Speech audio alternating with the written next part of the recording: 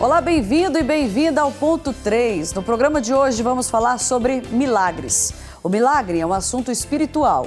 O milagre deve ser aceito por aquilo que ele é, uma intervenção de Deus.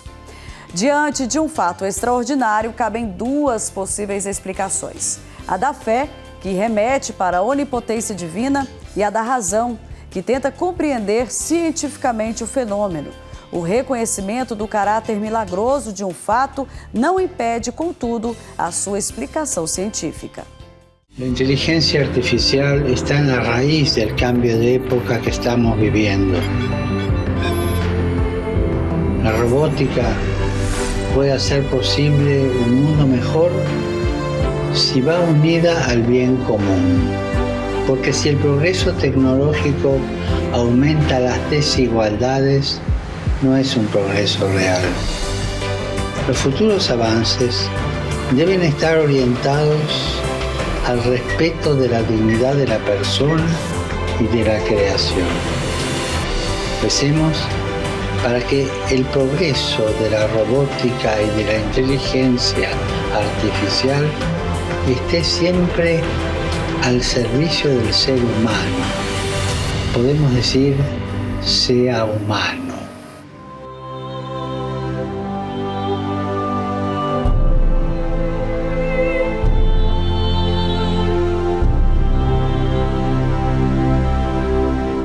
E sobre esse assunto, vamos conversar agora com o Dr. Jorge Pimentel Cintra, que é professor e escritor do livro Ciência e Milagres. E também vamos conversar com o missionário redentorista Padre Braulio Maria Pereira, que é vice-postulador da causa de beatificação de Padre Pelágio Salter.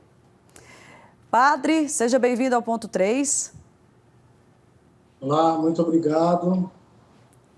Doutor Cintra, seja bem-vindo ao Ponto 3. Muito obrigado, estamos aqui à disposição. Para a gente começar o nosso bate-papo, eu gostaria de conversar primeiro com o padre. Como que foi a questão da beatificação do Padre Pelágio e os milagres que foram atribuídos a ele? Como que está sendo esse processo?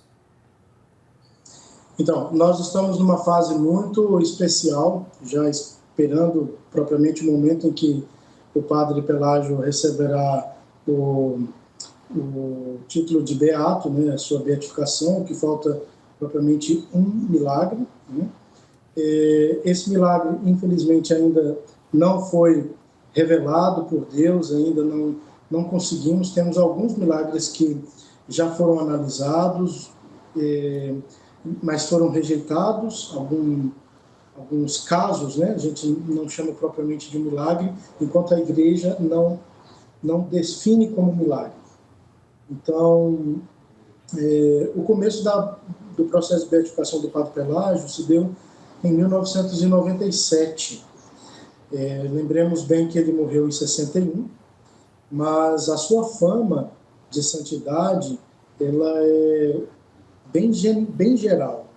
Muitas pessoas do tempo que o conheceram, depois na posteridade, tiveram a graça de dar testemunhos de pequenas e grandes graças que receberam pela pessoa do Padre Pelágio, sua oração e seu apostolado.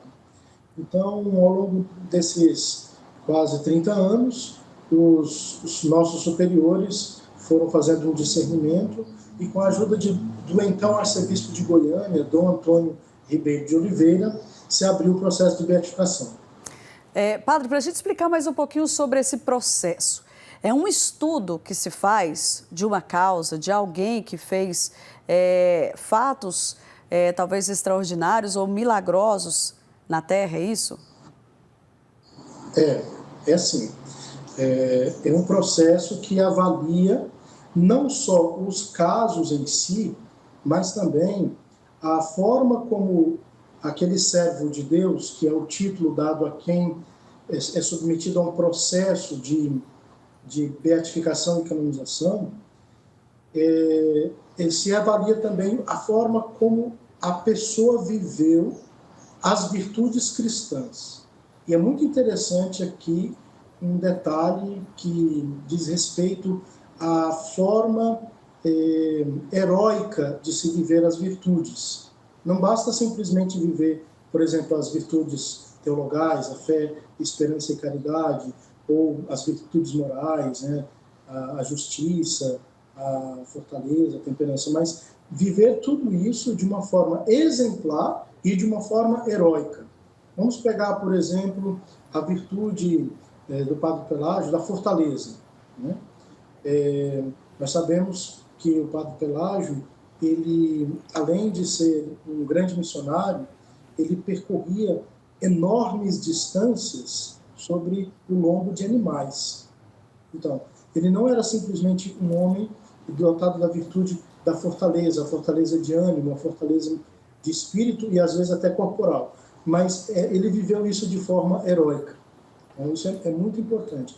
Depois aplica-se também esse critério a respeito da fé, da esperança e da caridade, que são as virtudes mais excelentes. Tem que ter um milagre envolvido?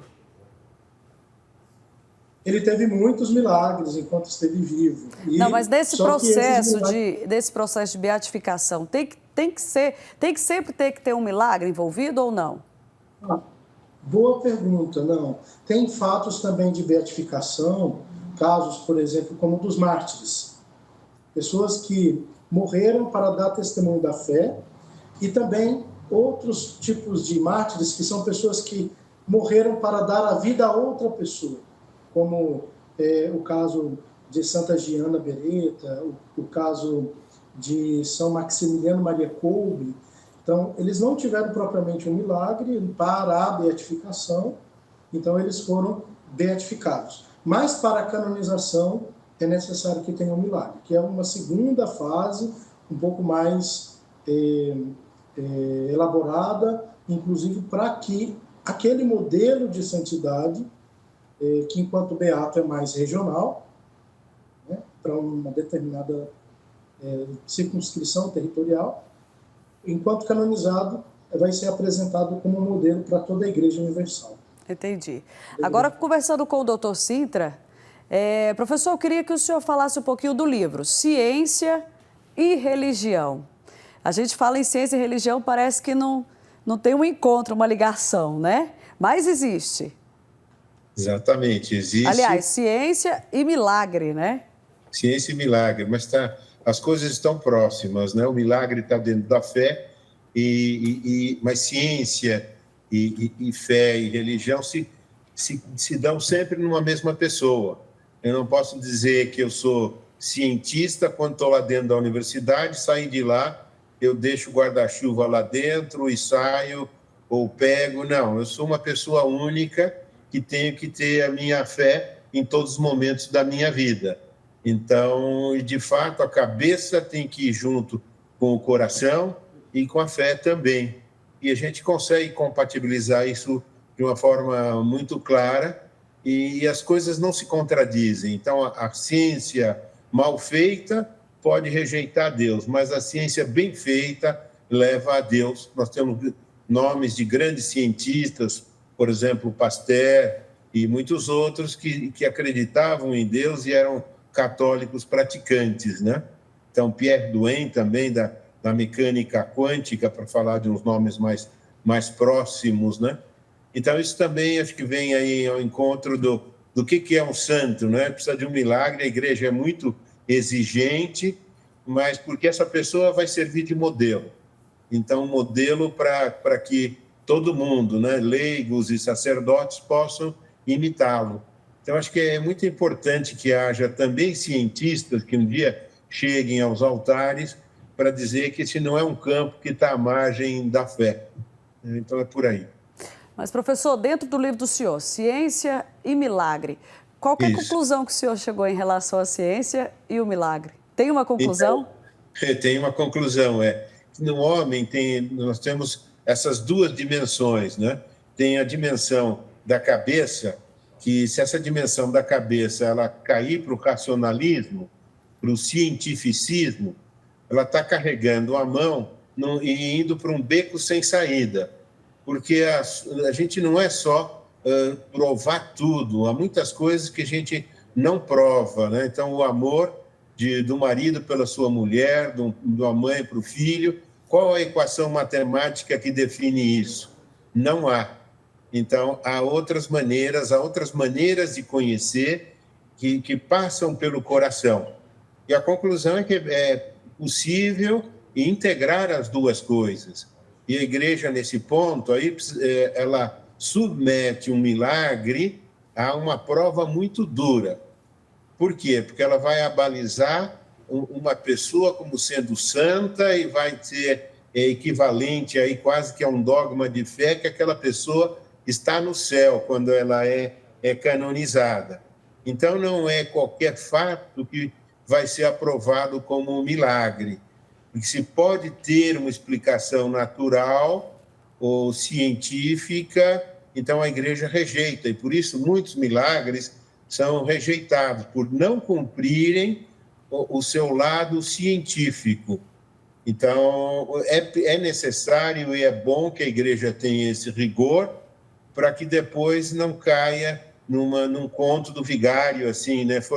Ele entrou pelas portas do fundo, esse santo, porque isso não foi milagre. Então, há um rigor grande e científico. Então, nessas comissões que examinam os milagres, há cientistas presentes e médicos também, para chegarem a uma conclusão, é que aquilo não é cientificamente comprovado. Então, no meu livro, eu examino tudo isso, né? Há coisas que não são milagres. Se eu ganhar na loteria, a probabilidade é muito pequena, mas existe, e naturalmente uma pessoa vai ganhar, dentre tantos. E se caiu comigo, isso não é um milagre, né? É uma probabilidade. Então, a gente tem que distinguir muito bem. Então, cientificamente, eu tenho que olhar para os milagres e verificar se não há uma causa natural disto, né? E é por aí que eu vou, né? E olhando para os cientistas, para o racionalismo, para os milagres de Lourdes, e aí vai, né? Se quiser mais detalhes, podíamos entrar em algum ponto. Agora, não querendo interromper, uma coisa muito interessante falar sobre os milagres é que os milagres faziam parte da atuação de Cristo, né? E o milagre tem um papel muito grande, muito especial para manifestar uma certa assinatura de Deus. Como Deus não pode vir ao mundo para vir e assinar um documento dizendo assim, né? Talvez Deus pode tudo, né? Mas o modo dele agir é confirmando com o milagre, como uma intervenção sobrenatural, né? Acho que a gente poderia dar esse conceito para instruir um pouco os fiéis, as pessoas que estão interessadas nesse tema hoje, aqui no ponto 3, lembrar o quanto o milagre é uma intervenção sobrenatural no momento de crise. Então, o nosso Senhor Jesus Cristo, por exemplo, para confirmar os seus ensinamentos, para confirmar a sua doutrina, ele assinava tudo com um milagre. E isso, talvez o senhor também poderia comentar um pouco, difere do que nós vemos também nos chamados milagres em outras denominações religiosas, e confunde muitas pessoas, né? Exato. Aqui podia lembrar aquele episódio do cego de nascença. Quer dizer, nunca se ouviu que um cego de nascença tivesse sido curado. E curado ainda de uma maneira bem estranha, né? Se pega o lodo do chão, a terra do chão, se cospe nele e se passa isso no olho. E isso não é um colírio, né? Isso aqui é um negócio que só vai estragar. E, de repente, o que acontece? Aquele homem vai ou se lava e está vendo, né? E voltou a ver.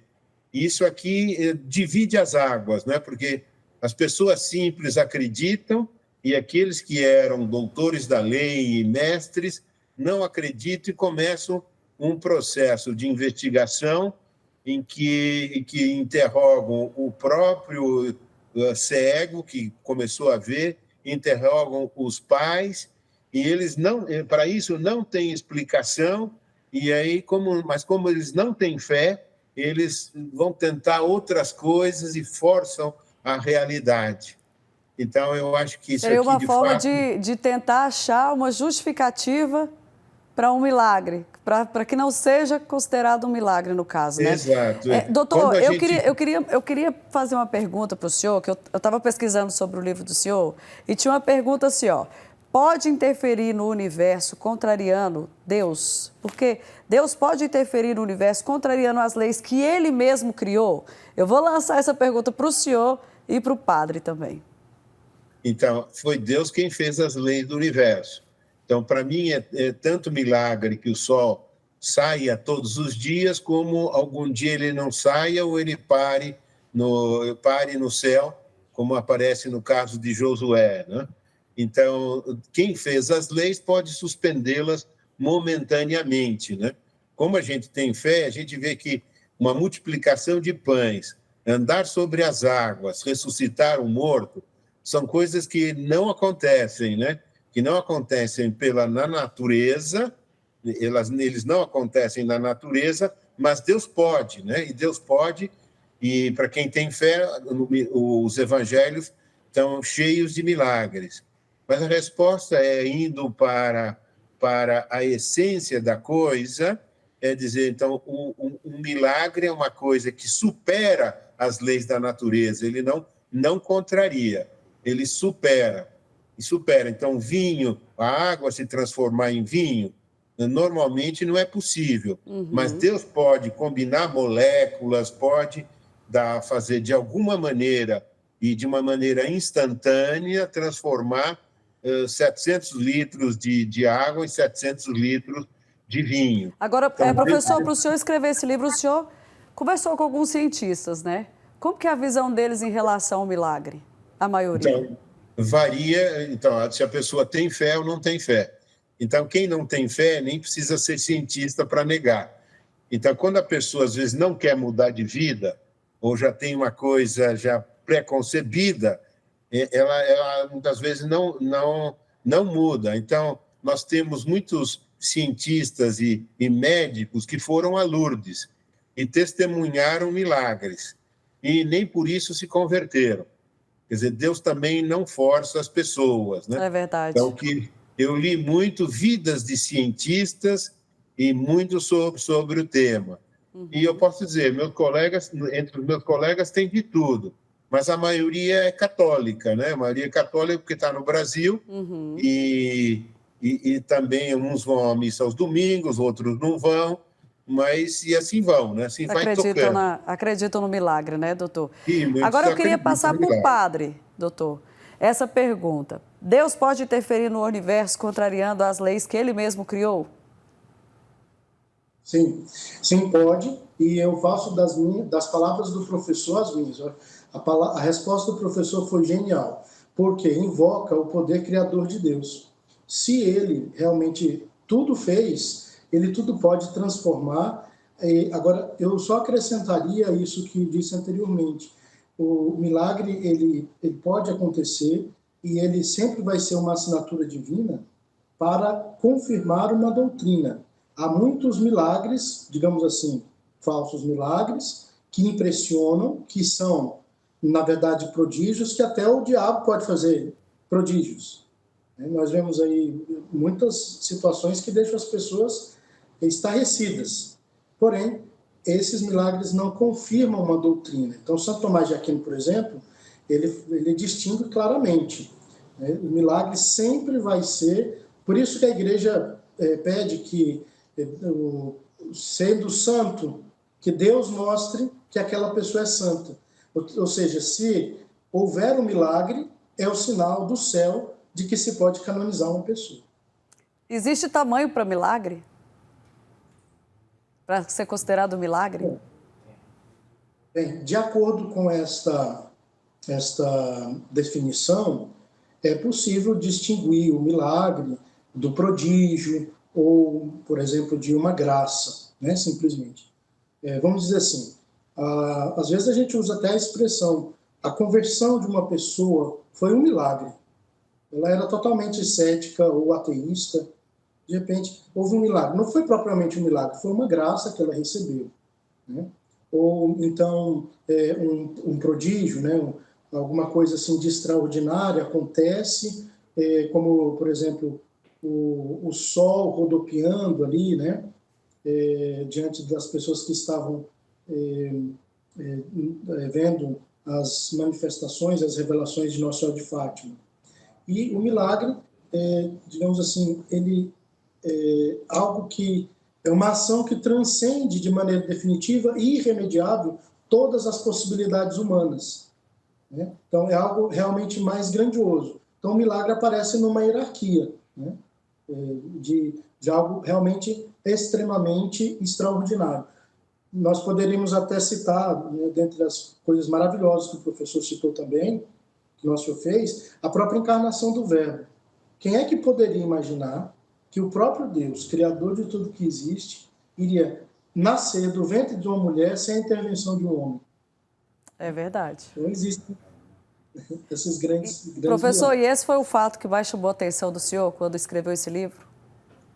Isso aqui, vamos dizer, de fato, já era um problema que eu tinha na cabeça, né? E que tinha que resolver, né? Dizer assim, os milagres são possíveis? E a resposta, como nós já vimos, são possíveis, né? Então, isso aqui, de fato, para quem tem fé, a gente tem todos os argumentos de Santo Agostinho. Para quem não tem, eu não tenho nenhum. Mas para todo aquele que tem boa vontade, vai examinar as coisas e vai chegar a essa conclusão.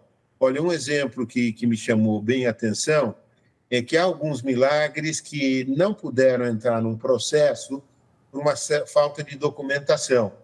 Então, vamos dizer, se eu tenho alguém que foi curado de câncer, então foi curado de câncer, mas não tem um exame anterior, ou alguém que não tinha audição, esse foi um caso concreto, e depois ele percebeu que estava ouvindo de manhã, depois de ter rezado para um santo, né? Então, ele percebeu que estava ouvindo, mas ele não tinha documentação de que ele era surdo de um ouvido antes. Então, ficou difícil a prova. Agora, quando você tem documento do antes e um laudo médico e tem o documento depois é só examinar o paciente, né? E isso foi curado quase que instantaneamente, aí você tem uma documentação potente para poder entrar lá no processo no Vaticano, né? Por exemplo, um câncer pode ser curado com radioterapia e rádios, etc., né? Então, você tem maneiras de curar um câncer e sempre fica aquela coisa assim, pode voltar um dia. Mas então eu preciso da documentação antes e preciso que aquilo aconteça quase que instantaneamente e não há uma explicação médica, porque esse câncer é fatal na maioria dos casos, e fica vestígios, fica sequelas, e a pessoa não teve sequela nenhuma, e a igreja às vezes pede que se passe um tempo grande para que realmente não volte a acontecer, não há uma reincidência, então vai. Então, com todos esses dados, o que eu faço? Né? Eu olho, e medicamente é isso, posso colher testemunhas, parentes daquela pessoa que foi o miraculado, do antes, do depois, então, eu não tenho explicação. Não se pede que o médico diga que foi um milagre. Pode ser até médico ateu, ele tem que atestar que realmente a medicina não tem explicação, isso nunca aconteceu antes de uma cura instantânea de um câncer, por exemplo, né? Agora, então, padre, o senhor também acha, nessa concepção que o professor falou, né, em relação a toda essa investigação e a confirmação de que realmente é um milagre, para o senhor, como padre, existem alguns fatos que talvez não sejam considerados para a Igreja Católica, mas que poderiam ser, no íntimo do senhor, assim, pelo fato de não ter talvez essa comprovação científica? Às vezes pode falhar nesse aspecto? Sim, inclusive foi o caso do Padre Pelágio. O primeiro milagre, assim, o primeiro caso, né, mais contundente foi de uma senhora de Trindade. E, de fato, nós não conseguimos... Ela tinha uma doença rara, Infelizmente eu não sei aqui o nome, não me vem à memória, mas é uma doença que ela acumulava líquidos no corpo inteiro, especialmente na região da barriga, e ela destruía toda a massa muscular. Então, a mãe dela invocou a intercessão do Padre Pelágio. Bem, nós tentamos de todas as formas, naquele período, inclusive quando o Padre Clóvis Bovo era vivo, quando ele se debruçou sobre esse milagre, mas olha o que aconteceu. O médico que acompanhou o caso, e que inclusive também falou que ela não chegou a tomar nenhuma medicação e foi curada alguns dias depois, ele morreu, Dr. Alexandre. Depois fomos procurar o prontuário, houve uma pequena inundação de um problema de água que deu ali na sala. E aí perdeu os documentos, não conseguiu comprovar? Não conseguiu comprovar, acredita? Olha, gente. Atrapalhou. Mas consideremos um milagre, então, né? Ó, a gente está chegando ao finalzinho do nosso programa. Gostaria de agradecer muito a participação de vocês dois. Dr. Cintra, Padre Braulio, muito obrigada. Eu acredito que nós teremos um outro ponto 3 para falar sobre esse assunto, porque é um assunto riquíssimo, né? E que com certeza gera muitas dúvidas, tanto para a gente, né, que está aqui, quanto para quem nos está assistindo. E eu gostaria muito de agradecer a presença de vocês, viu? Professor? Tá bom, muito obrigado. Muito agradecido aí por participar e poder ajudar. Padre, obrigada, viu? Obrigado você que nos assiste. Professor, obrigado também pela sua contribuição como um cientista e um homem de fé. Eu que agradeço e vamos a essa canonização que faz muito bem para todo o povo brasileiro. Tá aí, gente, esse foi o nosso ponto 3, que nós possamos estar sempre com a fé renovada e acreditar, sim, que Deus pode fazer milagres em qualquer circunstância. E eu quero agradecer a todos vocês que ficaram conosco aqui no ponto 3, aqui na TV Pai Eterno. Muito obrigada pela sua companhia e até o nosso próximo encontro.